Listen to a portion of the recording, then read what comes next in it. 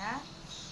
Jadi kami di sini akan sedikit memaparkan hasil kerja kelompok kami yang berjudul terapi kelompok pada mata kuliah psikodiagnostik wawancara di bawah bimbingan Ibu Yara Andita Anastasia, SPSI, MPSI, Psikolog. Anggota dari kelompok ada saya sendiri, Lamuna, yang diikuti oleh teman-teman saya, Khadinatun Nur, Zulaikha Masrura, Khaira Maulida, dan Raihul Misna. Baik, untuk mempersingkat waktunya, langsung saja kita masuki dalam materi kelompok kami. Teman-teman semuanya bisa memperhatikan pada slide yang kedua, itu dengan judul evolusi metode terapi kelompok. Saya akan sedikit memaparkannya. Pada awal 1900, Joseph Pratt melakukan kunjungan ke rumah-rumah dan mengadakan pertemuan antar penderita TBC. Dilanjut pada tahun 1910, Jacob Moreno yang merupakan seorang psikiater dari Rusia menggunakan teknik teater. Teknik teater yang digunakan itu seperti role play untuk membantu mengembangkan interaksi dan spontanitas klien dengan membawa masalahnya pada setting kelompok. Dilanjut lagi pada tahun 1925, Moreno pindah ke USA dan memperkenalkan teknik psikodrama. Selanjutnya tahun 1930, Moreno menggunakan istilah terapi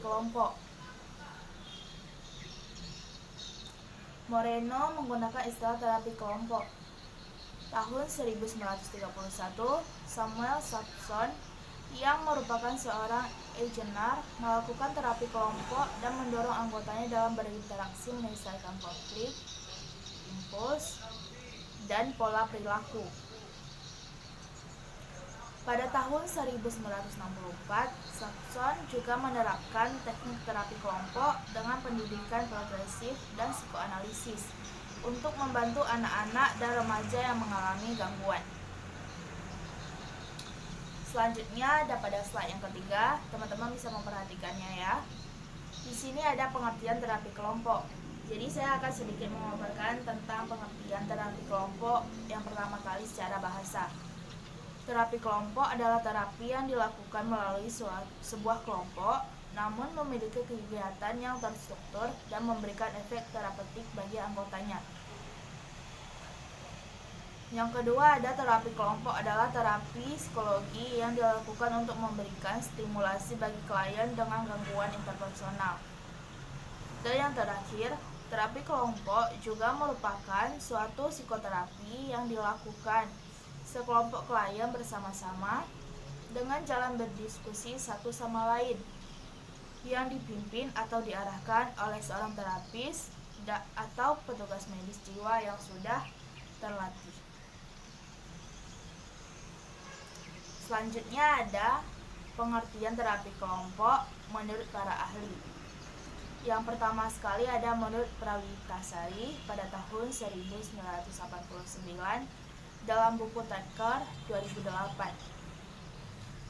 Prawita memberikan pengertian tentang terapi kelompok sebagai salah satu tipe intervensi dalam psikoterapi yang dilakukan oleh terapis atau koterapis dengan sekelompok klien yang lebih bersifat intensif dan dalam memberikan pertolongan psikologis, lebih menekankan perasaan dan hubungan antar anggota, serta menekankan pada pengalaman emosi terkoreksi.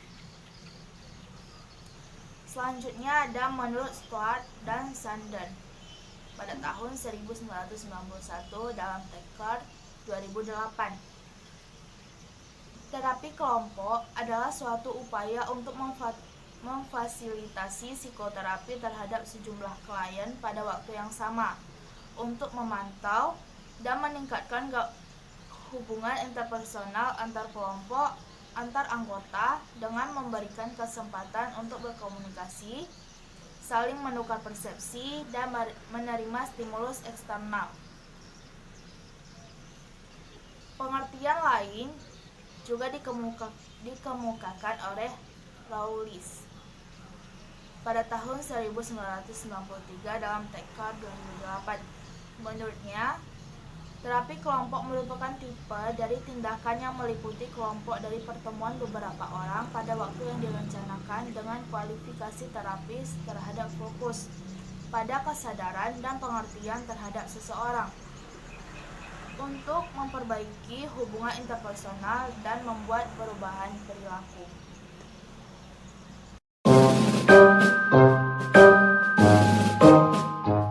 Bismillahirrahmanirrahim. Assalamualaikum warahmatullahi wabarakatuh. Kami dari kelompok 4 ingin mempresentasikan hasil kerja kelompok kami yang berjudul Terapi Kelompok. Sebelumnya saya ingin memperkenalkan diri saya terlebih dahulu. Nama saya Hadina Mahmud. Saya ingin melanjutkan presentasi dari kawan saya mengenai fungsi dan tujuan dari terapi kelompok ini. Adapun fungsi dari terapi kelompok ini itu untuk berbagai informasi baru, berbagai perspektif dari anggota kemudian ditampung dan disatukan oleh terapis. Yang kedua, membangkitkan harapan, melihat perubahan positif orang lain dan mengarahkan pada kemajuan dan menambahkan keyakinan dalam kelompok. Yang ketiga, ada kebersamaan. Kebersamaan ini yaitu dengan memperlihatkan perjuangan dari setiap anggota, membuat mereka menyadari bahwa mereka tidak sendiri, akan tetapi mereka berkelompok. Yang keempat, altruisme. Altruisme itu memberikan pilihan kepada klien untuk menentukan bahwa mereka dapat dapat menolong orang lain. Yang terakhir ada kohesivitas kelompok, yaitu melakukan kegiatan bersama, memunculkan kepaduan di antara anggota kelompok. Action. Adapun tujuan dari terapi kelompok ini ada 3 macam. Yang pertama ada tujuan umum, yang kedua tujuan khusus, yang ketiga ada tujuan realitas. Tujuan umum ini yaitu untuk meningkatkan kemampuan uji realitas dan membentuk sosialisasi, meningkatkan fungsi psikologis, dan meningkatkan kesadaran tentang hubungan antara reaksi emosional dengan perilaku defensif, dan membangkitkan motivasi bagi kemampuan fungsi kognitif dan afektif. Yang kedua ada tujuan khusus. Tujuan khusus ini yaitu untuk meningkatkan identitas dari klien tersebut, kemudian menyalurkan emosi dan keterampilan hubungan sosial. Yang ketiga ada tujuan realitas. Tujuan realitas ini itu untuk meningkatkan kemampuan hidup mandiri dari klien tersebut. Yang ketiga, sosialisasi dari masyarakat, sosialisasi di tengah masyarakat. Yang ketiga ada empati, kemudian meningkatkan pengetahuan problema hidup dan cara penyelesaiannya.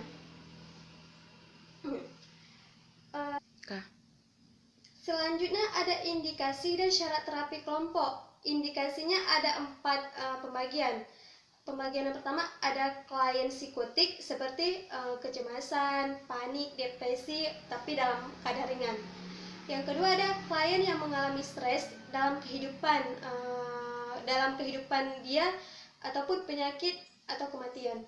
Yang ketiga, klien dengan masa kanak-kanaknya yang tidak beruntung atau tidak menyenangkan. Yang keempat, klien yang mengalami gangguan keluarga, ketergantungan dari obat-obat atau sejenisnya. Dan persyaratan dalam terapi kelompok ini, jumlah anggotanya menurut Wartono 7-8 orang, akan tetapi minimalnya 4 orang.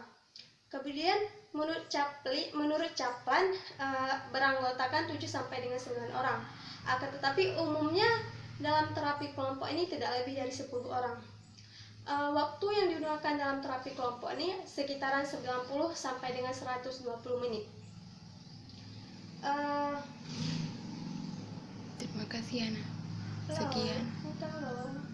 Oke. Kemudian persyaratan ada klien. Klien ini dia harus dirawat di rumah sakit jiwa dengan observasi yang jelas pada proses rehabilitasi. Kemudian ada target kelompok dan target individu. Dari segi terapis, dia harus memiliki pendidikan MN atau Psychiatric Nursing, atau dia harus memiliki pendidikan S1 atau BSN dengan pengalaman 2 tahun. Kemudian dia memiliki sertifikat. Kemudian ada target pada kelompok. Perlu adanya rating scale yang diterapkan pada sebelum dan sesudah terapi tersebut. Kemudian komposisi dari terapis, leader di sini yaitu dia harus memimpin. Ada co-leader, ada fasilitator, dan ada observer. Okay. Hanya ini yang dapat saya paparkan, kemudian akan dilanjutkan oleh kawan saya. Demikian saya mengucapkan Assalamualaikum warahmatullahi wabarakatuh.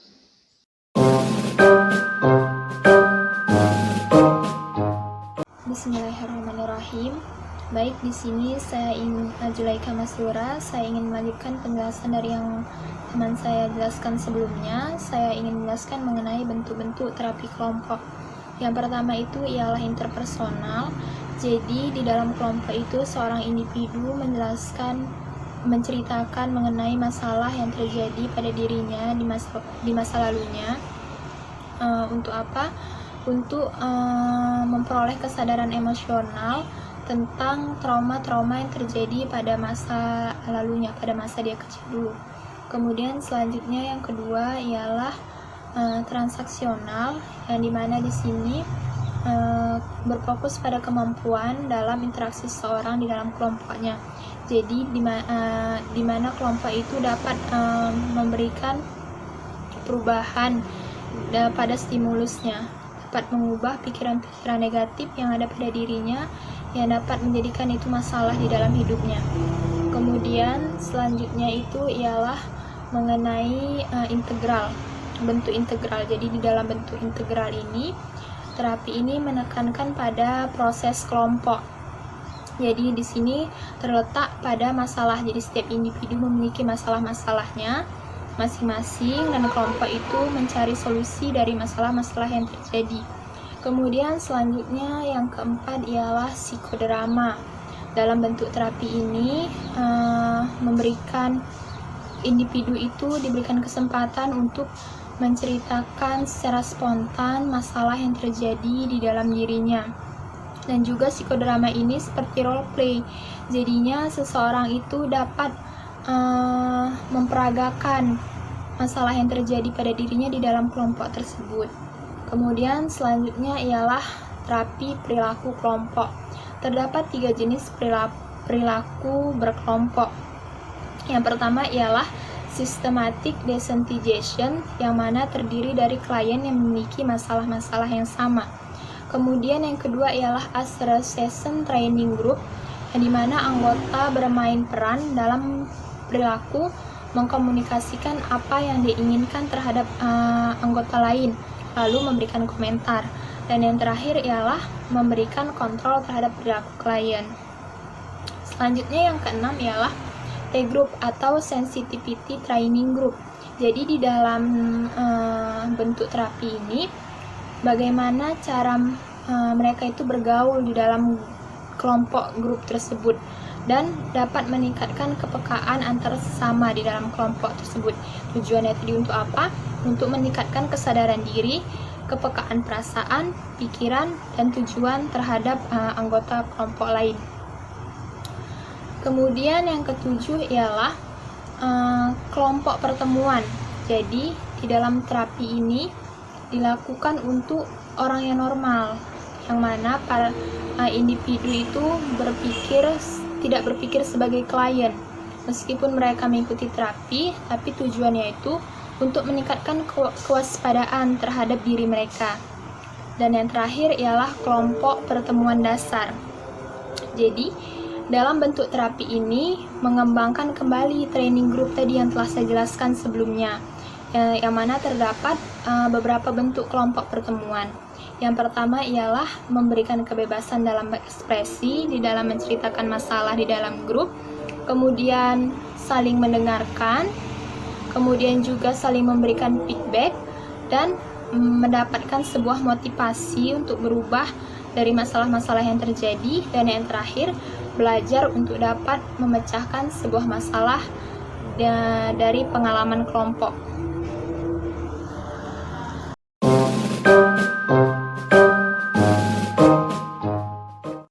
Assalamualaikum warahmatullahi wabarakatuh.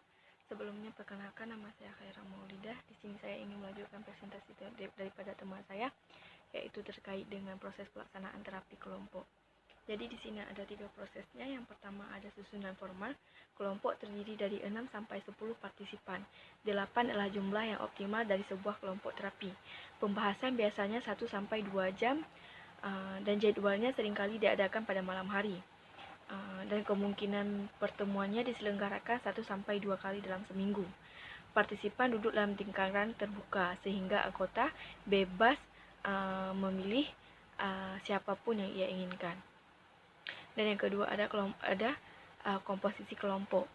Jika metode yang dipilih adalah terapi kelompok, ahli klinis lebih suka memilih sendiri calon pasiennya dengan melihat setiap kasusnya. Ahli klinis menyetujui adanya kelas-kelas tertentu dari pasien, seperti kelompok pasien rawat jalan, kerusakan otak, narsis luar biasa, sosiopatik, bunuh diri, dan lain-lain. Pasien seperti itu tidak dapat menerima tugas dan fungsi dari kelompok, atau bahkan mungkin menjadi sumber kekacauan. Dalam praktek klinis jarang terbentuk kelompok homogen. Kelompok heterogen lebih memberikan pengalaman yang beragam. Dan yang ketiga ada peran terapis, berfokus pada menciptakan, membangun, dan menjaga kebudayaan kelompok. Tugas terapis yaitu untuk menolong kelompok berkembang dalam sebuah unit yang kondusif untuk pelaksanaan faktor terapis. Peranan terapis berfokus pada menciptakan, membangun, dan menjaga kebudayaan kelompok. Terapis harus siap untuk faktor yang berpotensi mengganggu dan dipersiapkan untuk turut memecahkan masalah bila diperlukan. Masalah itu misalnya ketidakhadiran anggota yang berkelanjutan, atau keterlambatan, atau mungkin munculnya kelompok-kelompok kecil. Dan selanjutnya ada langkah-langkah terapi kelompok. Di sini ada 5 langkah terapi kelompok. Yang pertama ada tahap intake. Tahap intake merupakan tahap yang ditandai oleh adanya pengakuan dari klien mengenai masalahnya yang mungkin telah dipecahkan melalui terapi kelompok, ataupun terapis juga dapat menelaah situasi yang sedang dialami oleh klien. Tahap intake juga disebut dengan tahap kontrak antara terapis dengan klien, karena pada tahap ini terdapat persetujuan dan komitmen antara terapis dan klien untuk melakukan kegiatan-kegiatan perubahan tingkah laku melalui terapi kelompok tersebut.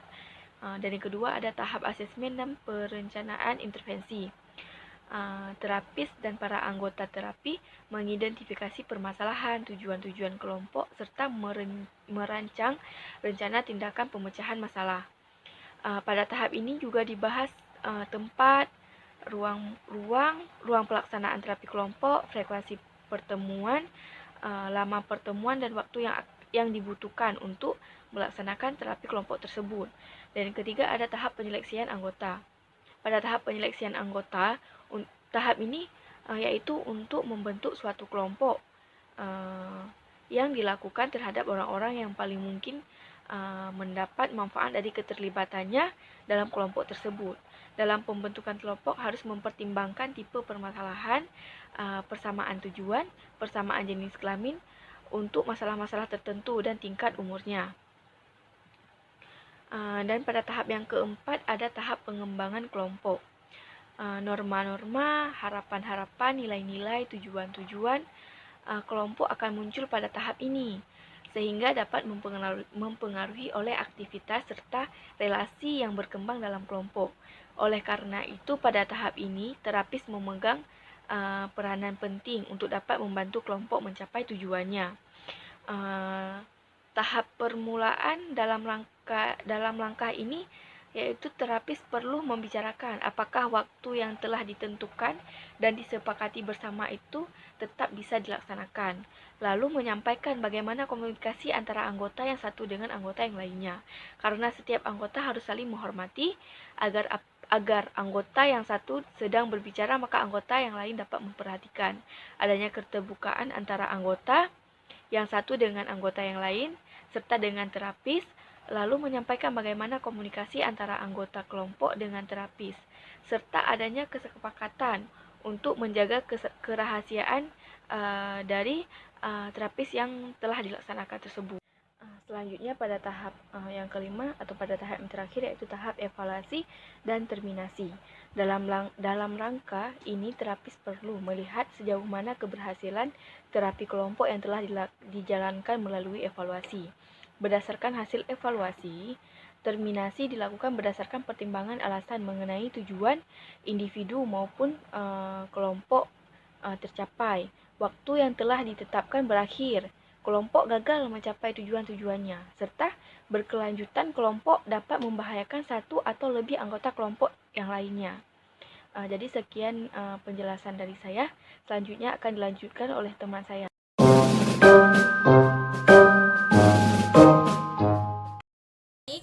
Perkenalkan, nama saya Rahil Misna. Saya ingin melanjutkan penjelasan dari teman saya tentang terapi kelompok, yaitu kelompok sebagai sarana perubahan. Seseorang mengikuti terapi kelompok, pada dasarnya dia masuk dalam sebuah mikrososial yang berbeda dari yang ia tahu dalam kehidupan luarnya. Klien ini datang untuk saling memberi semangat antar anggota, berbagi kemampuannya, keraguan dan kecemasan pada dirinya yang pada sebagian orang dapat melumpuhkannya. Beberapa bulan dalam terapi tidak mengurangi perasaan sedih dalam diri klien akibat masalah yang dihadapinya.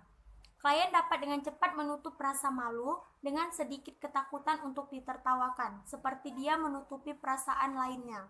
Pada tahap pertama, klien datang untuk menyadari bahwa ia tidak dapat sendiri dalam penderitaannya. Sebenarnya, dia datang untuk mengetahui seluruh emosi yang menyusahkannya. Masalah khususnya dapat ditunjukkan dalam beberapa perspektif dan sama-sama penting, berharap untuk mendapat pertolongan. Kepercayaan dan harapan adalah bagian terpenting dari kebanyakan usaha terapi, difasilitasi dalam kelompok dengan fakta-fakta yang terlihat dari usaha lain untuk meningkatkan potensi diri nantinya, karena kelompok dapat menjadi lebih menyatu dan mengembangkan beberapa daya dari tujuan yang berbeda. Kemampuan tiap anggota dalam menguasai masalah adalah sumber dorongan dan dukungan untuk semuanya. Kelompok berusaha untuk menjadi sarana perubahan yang bisa mengurangi kesendirian dan menumbuhkan harapan bagi anggota. Kemudian pada slide berikutnya ada kelebihan dan kekurangan terapi kelompok. Kelebihan terapi kelompok yang pertama, mengarah pada kenyataan, maksudnya individu dilihat secara pribadi dan dalam interaksinya dengan lingkungan, sehingga anggota menjadi lebih peka terhadap lingkungan. Yang kedua, anggota dapat melihat adanya masalah yang serupa di sekitar dirinya, sehingga memunculkan pemikiran "you are not alone", kamu tidak sendiri. Yang ketiga, adanya penerimaan dan dukungan kelompok yang pada awalnya diperlukan perasaan kami. Yang keempat, anggota dapat melihat dan meniru anggota lain yang sukses dalam mengatasi masalah. Selanjutnya, ada kesempatan untuk memperoleh umpan balik dari kelompok, ada kesempatan untuk saling membantu antar anggota, bukan hanya dari terapis saja. Dengan adanya berbagai macam pribadi, kepekaan pikiran dan perasaan semakin terasa. Pengalaman sebagai satu keluarga dapat memperbaiki perilaku. Yang terakhir, kesuksesan anggota menjadi harapan bagi anggota lain untuk mencapai perubahan. Kemudian ada kekurangan dalam terapi kelompok. Tidak semua klien cocok dengan terapi kelompok, dikarenakan ada klien yang bersifat tertutup, mempunyai masalah verbal dan sulit berinteraksi. Kemudian ada peran terapis menyebar, karena dalam penanganan terapis banyak menangani orang sekaligus. Kemudian ada sulit menumbuhkan kepercayaan dikarenakan kurang personal. Klien sangat tergantung dan berharap terlalu banyak pada kelompok. Kelompok tidak dijadikan sarana untuk berlatih. Jadi, terapi kelompok merupakan metode pekerjaan sosial yang menggunakan kelompok sebagai media proses pertolongan profesional. Maksudnya ialah individu yang mengalami masalah sejenis disatukan dalam kelompok penyembuhan dan kemudian dilakukan terapi dengan dibimbing atau didampingi oleh seorang atau satu tim petugas kesehatan. Sekian penjelasan dari kelompok kami, lebih dan kurang kami mohon maaf. Saya akhiri dengan wabillahi taufiq wa hidayah. Wassalamualaikum warahmatullahi wabarakatuh.